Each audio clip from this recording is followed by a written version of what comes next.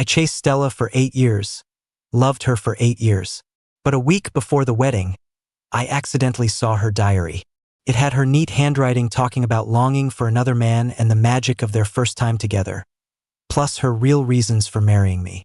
After reading the last page, I quietly closed the diary, put it back, and went on with her act as if nothing had happened.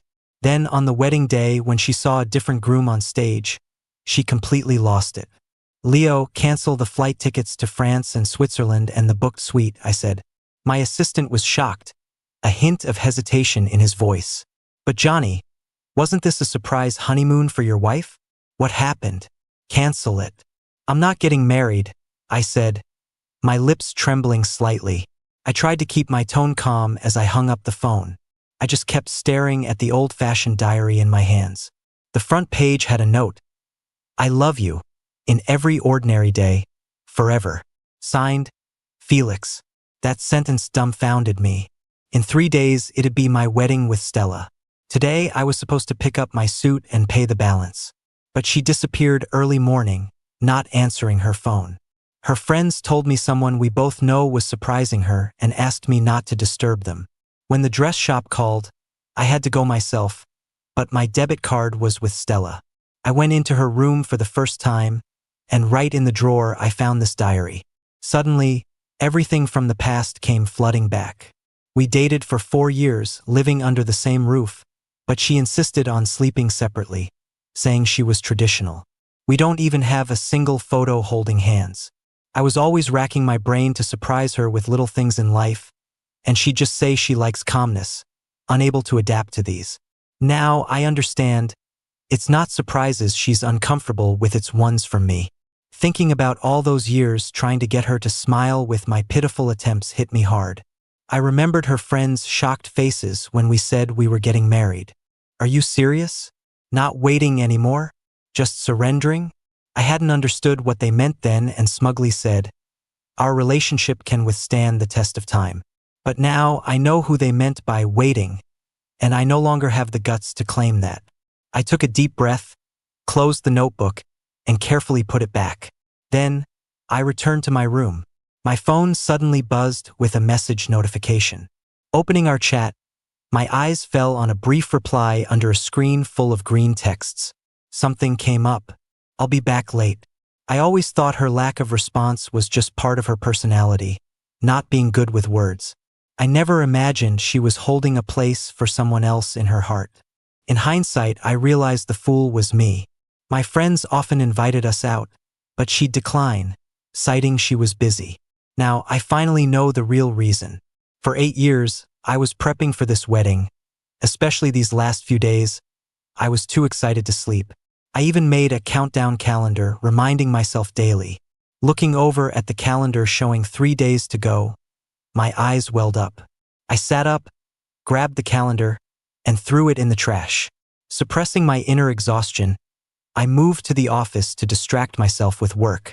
Around 12:30 a.m., I heard the success sound of the door lock. The woman I was supposed to marry in 3 days was leaning affectionately on a man. I had seen his face not long ago in a photo slipped inside the diary, just now more rugged in real life. Stella, drunk, was supported by Felix into the room and gently laid on the couch. Only then did he frown at me, full of hostility. "I'm Stella's ex-boyfriend, Felix." "You must be Johnny," he said. Without waiting for my reply, he continued complaining. "What kind of boyfriend are you? Even fiancé? You didn't call her once, and it's so late. Aren't you worried she might be in danger?" If it had been earlier, seeing a guy so close with my girlfriend, especially knowing we're about to marry soon, I would have punched him on the spot.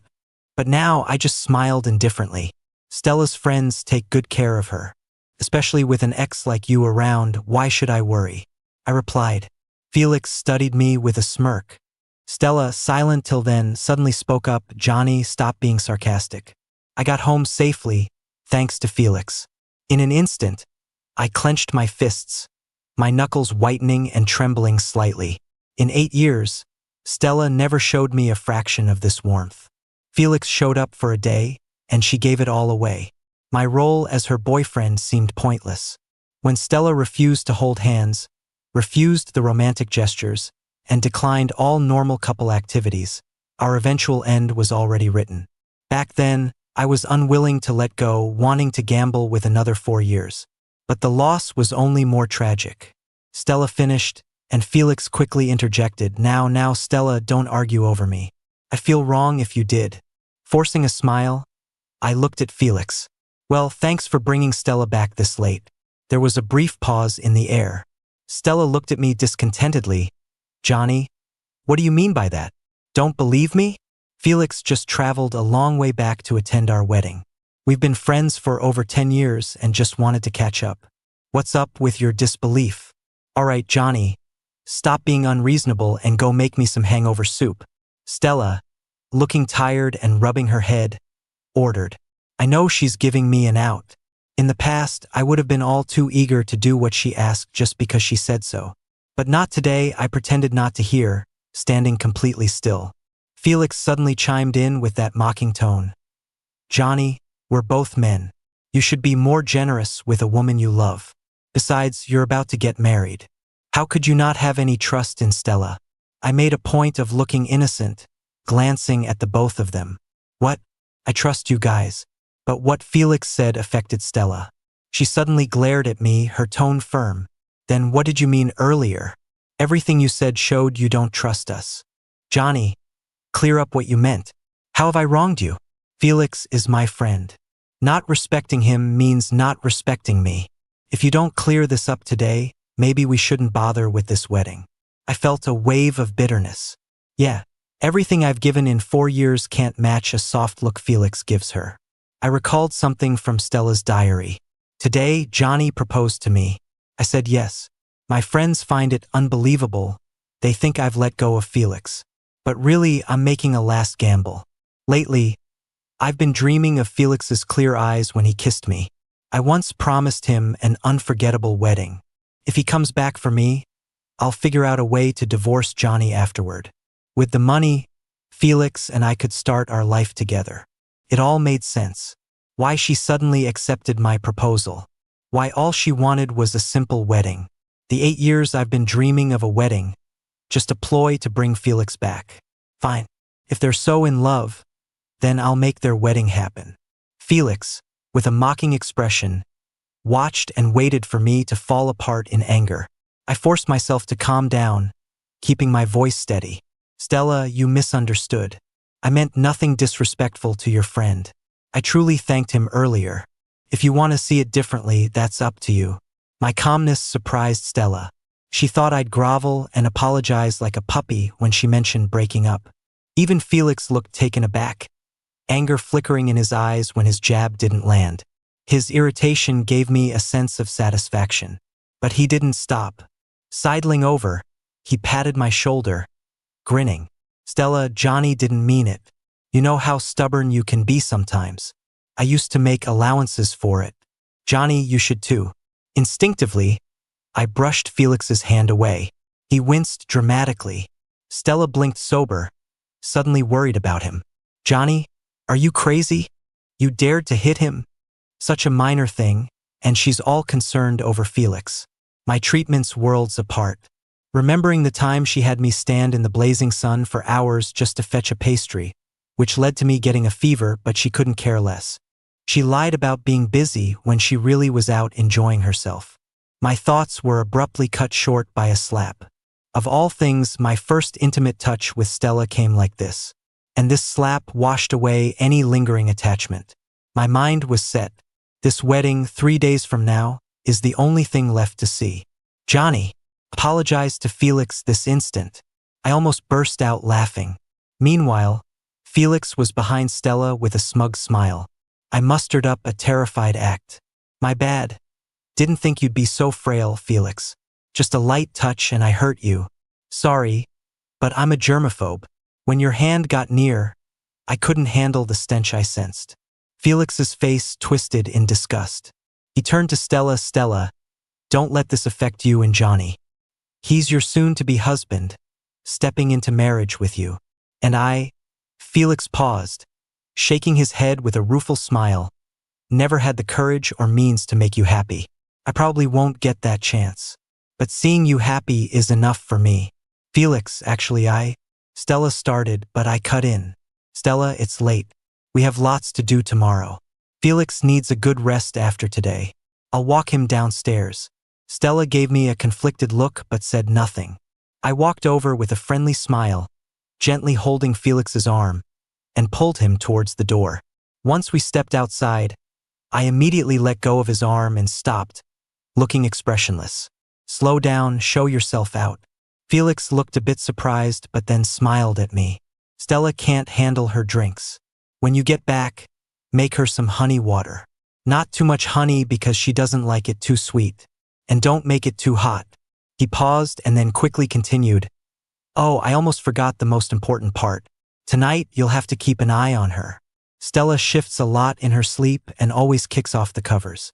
Make sure she doesn't catch a cold. She used to keep me up all night with her tossing and turning. He seemed a bit embarrassed and added, Sorry, I didn't mean anything by it. I cut him off with a polite smile. It's fine. No need for all that trouble. I'll get her to move around a bit when we get home, sweat it out, and she'll sleep soundly. But thanks for your concern. Felix's expression froze, and I didn't pay him any more mind. I turned around and headed upstairs. When I got home, Stella was no longer in the living room. I heard the water running in the bathroom, so I just went straight to my own bedroom. Just as I was about to fall asleep, Stella knocked on my door. Johnny, are you awake? I wasn't really interested in whatever she wanted, so I stayed silent and turned over to try and fall back asleep. After what seemed like a while, I finally heard her footsteps move away and then the soft sound of the door closing. The next day, I intentionally slept in, and when I woke up, Stella had already made breakfast for me. I'm usually the one who does that, so her being so attentive was rare. Awake? Come have breakfast. She was acting like nothing happened, her tone as cold as ever.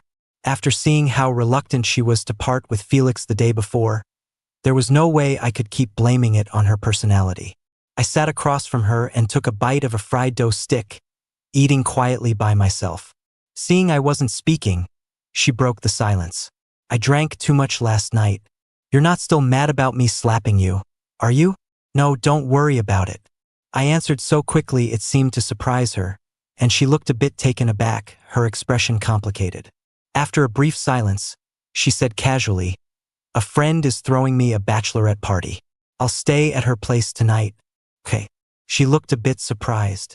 You agreed? I gave her a questioning look. Why wouldn't I be okay with you staying at a friend's?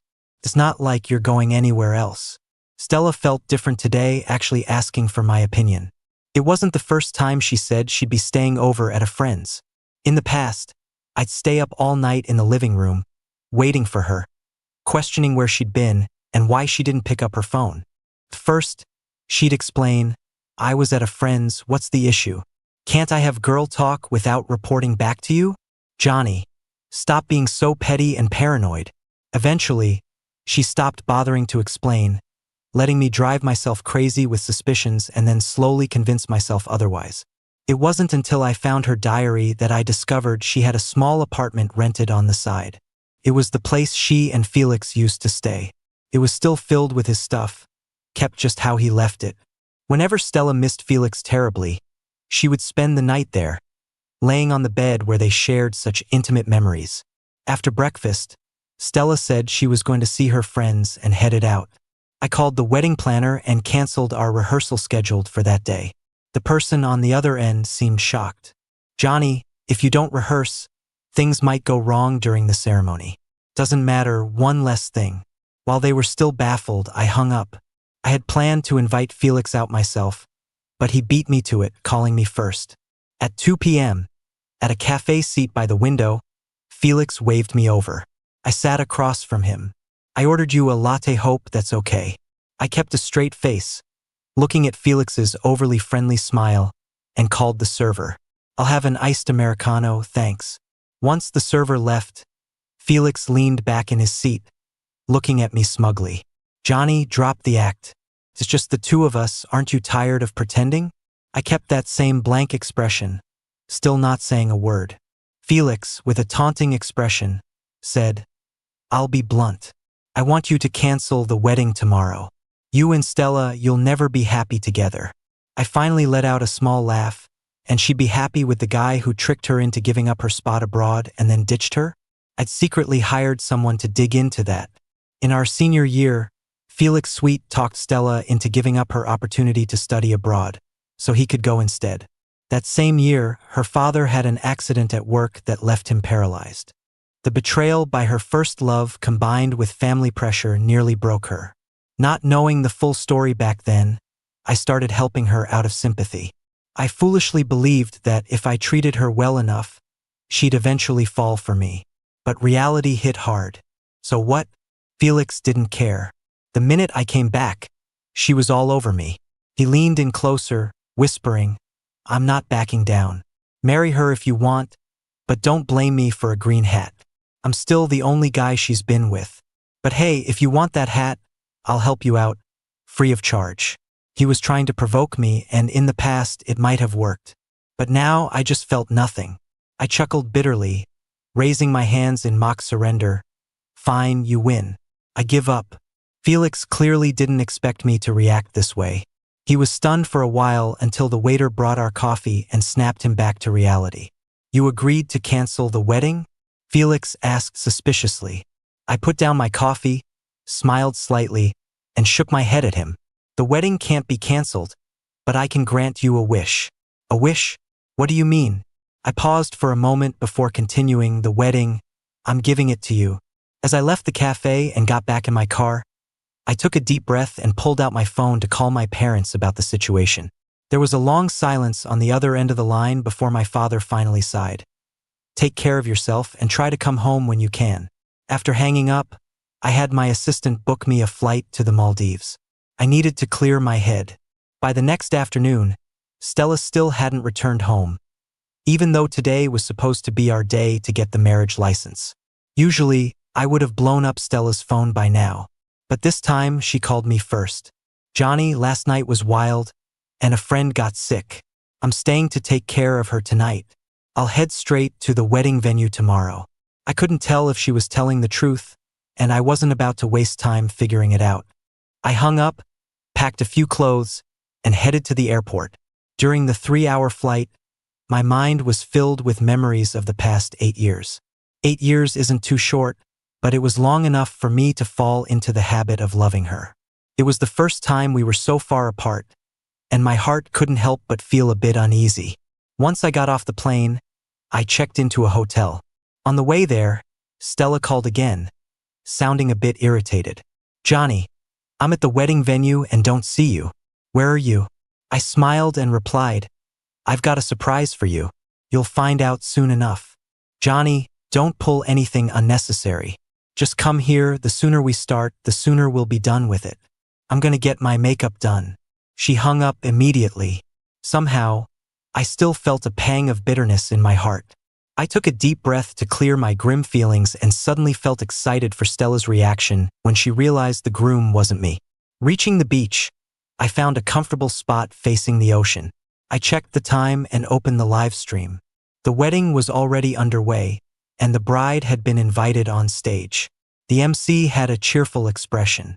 Before the wedding, the groom told me he has a secret dream surprise for the bride. So what is it? Next, let's invite our groom on stage to reveal it. With that, the lights suddenly went out, plunging the room into darkness. A shadowy figure emerged on stage, slowly walking towards the bride. When the MC excitedly counted down, 2 spotlights lit up Stella and the man standing before her. When people finally saw who the man was, everyone was shocked. Stella, who had been indifferent, was wide-eyed and speechless. The crowd began murmuring, "What's going on? Who's this guy? Isn't the groom supposed to be on stage? I don't know. He's wearing the groom's suit. Is he the groom?" Didn't expect to get some drama along with the wedding. This was worth showing up for. The MC, likely encountering this situation for the first time, was at a loss for words. As whispers from the crowd reached the stage, Stella finally came to her senses. "Felix, why are you here? Where's Johnny?" Felix looked at her sincerely and answered seriously, "Stella, I'm here to marry you. I'm today's actual groom." The crowd erupted in confusion, but Felix seemed unfazed. He gazed at Stella, who stood pale and baffled, and continued his heartfelt confession. Stella, I've dreamed of this moment countless times. Today, that dream finally comes true. The next second, everyone's attention shifted to the giant screen behind them, where photos began to roll. They were carefully selected from Stella's diary by me. Suddenly, long-standing secrets were revealed to the public, and Stella panicked. Turn it off. Turn it off. Stop showing it. Desperately, she tried to destroy the screen, but a puzzled Felix stopped her. Stella, what's wrong? Calm down, it's our big day. Everyone's watching. Stop causing a scene. Stella shoved Felix away forcefully. It's all wrong, this isn't right. Where's Johnny?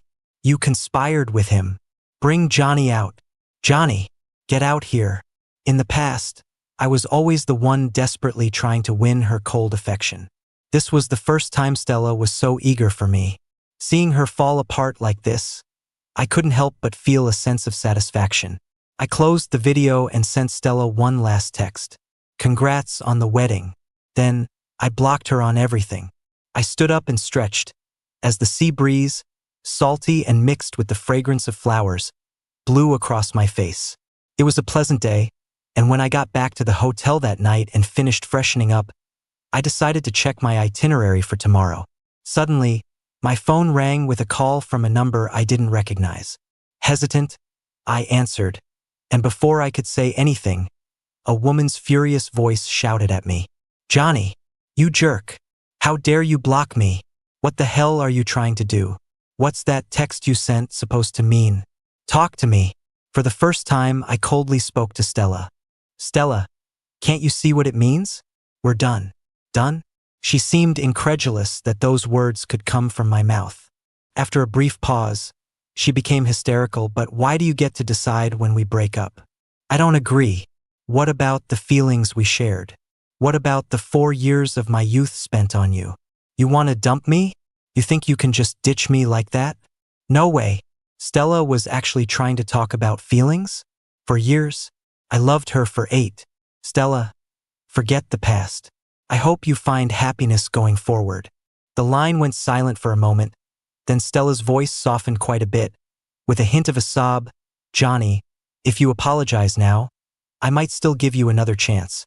I'll keep my distance from Felix, but you need to apologize to my parents and relatives. They were humiliated at the wedding, but that's okay. As long as you bring some good cigarettes and liquor and show a bit of sincerity, they will. Stella, I've made things clear enough. Please stop bothering me, or else. Johnny, are you giving me attitude now?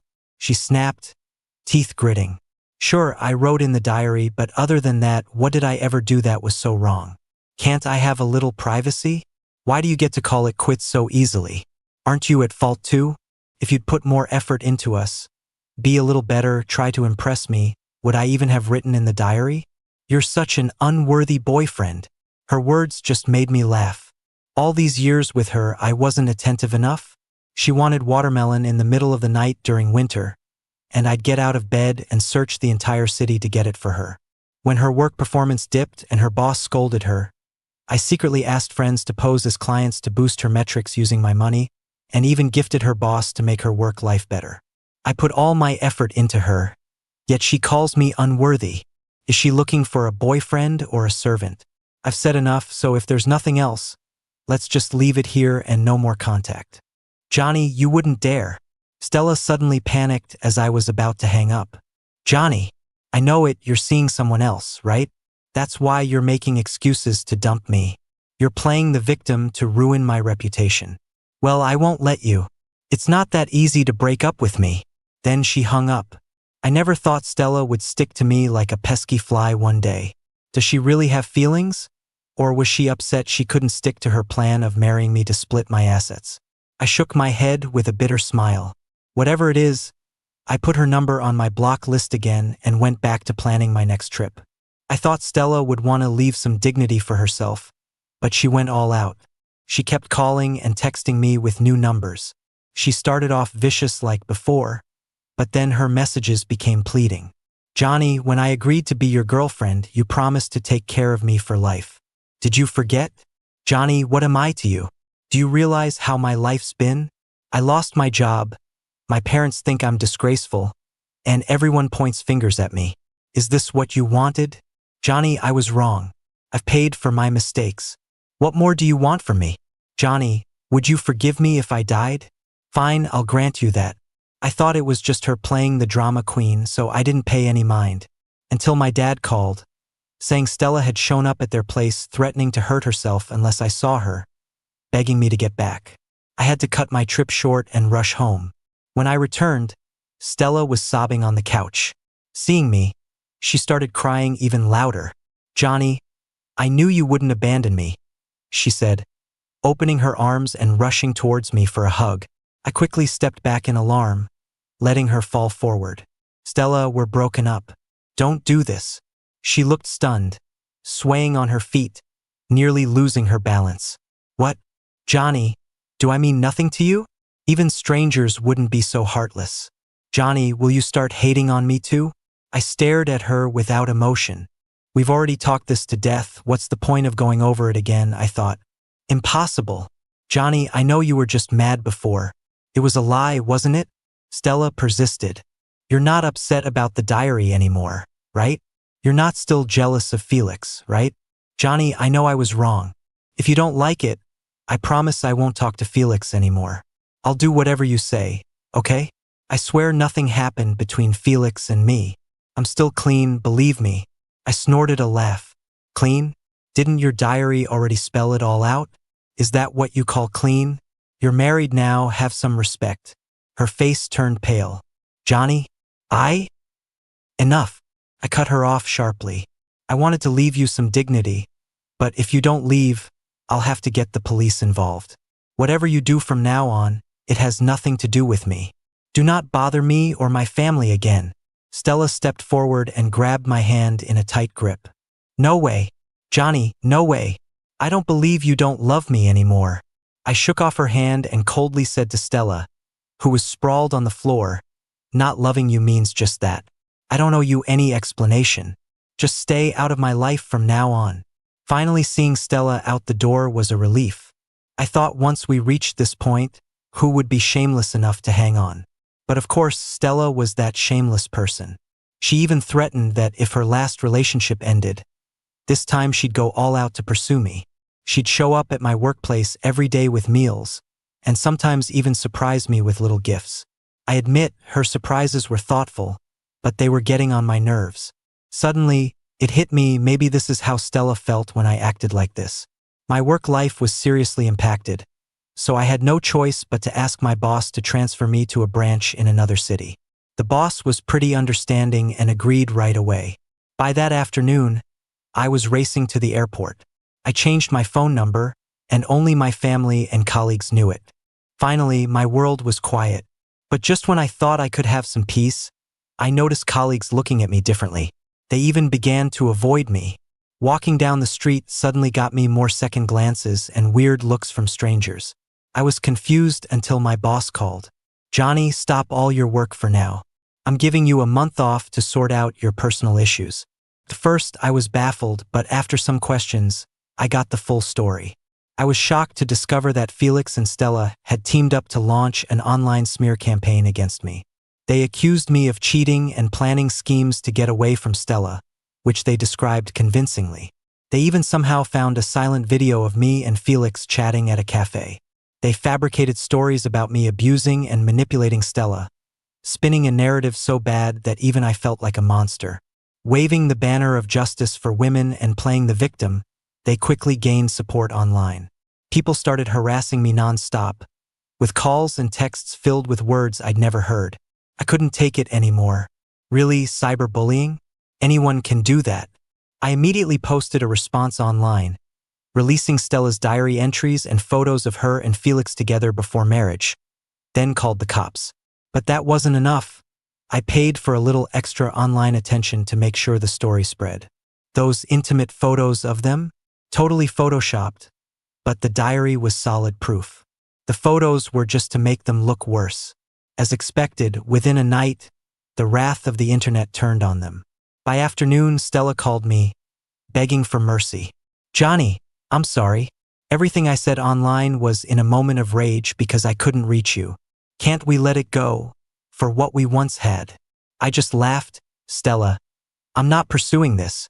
You're the one who won't let go. You're into Felix, right?